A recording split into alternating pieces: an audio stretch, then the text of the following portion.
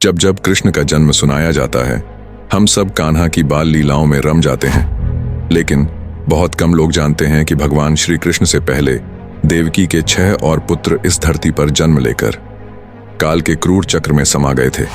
कौन थे वे और क्यों उनका जन्म केवल मृत्यु के लिए हुआ? आइए आज जानते हैं उस छुपी हुई कथा को जो युगों से अनकही रह गई। भाग 1, कंस का भय और आकाशवाणी। मथुरा का अधर्मी राजा कंस, जिसके अत्याचारों से पूरी पृथ्वी कांप उठी थी। एक दिन जब वह अपनी बहन देवकी और वसुदेव की विदाई कर रहा था, अचानक आकाशवाणी हुई, हे कंस, तेरी मृत्यु देवकी की 8वीं संतान के हाथों निश्चित है।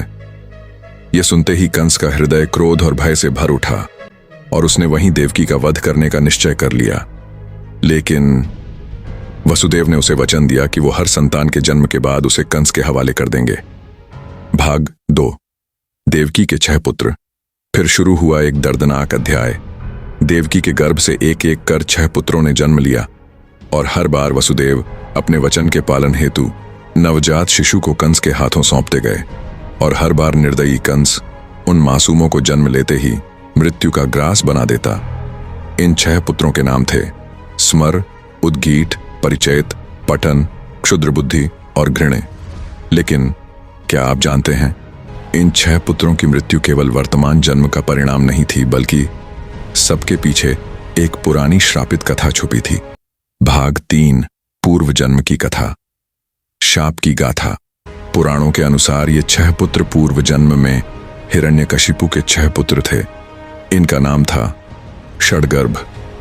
उन्होंने अपने पिता हिरण्यकशिपु की आज्ञा के विरुद्ध जाकर भगवान ब्रह्मा की तपस्या की थी और यह अपराध हिरण्यकशिपु के क्रोध का कारण बना। गुस्से में आकर हिरण्यकशिपु ने अपने ही पुत्रों को बलराम और विष्णु के हाथों मृत्यु का श्राप दे दिया।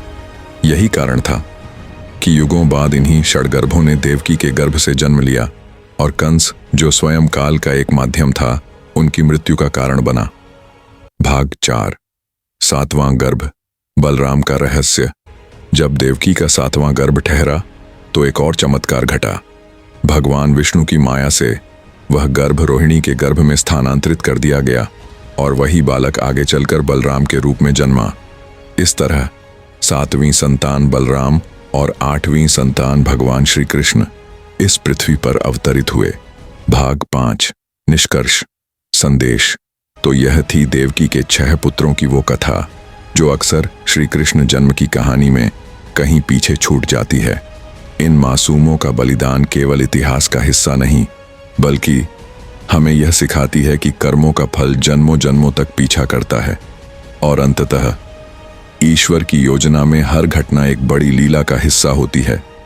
ऐसी ही और दिव्य कथाओं के लिए दी डिवाइन लूप को सब्सक्राइब करें और बेल आइकन बजाएं।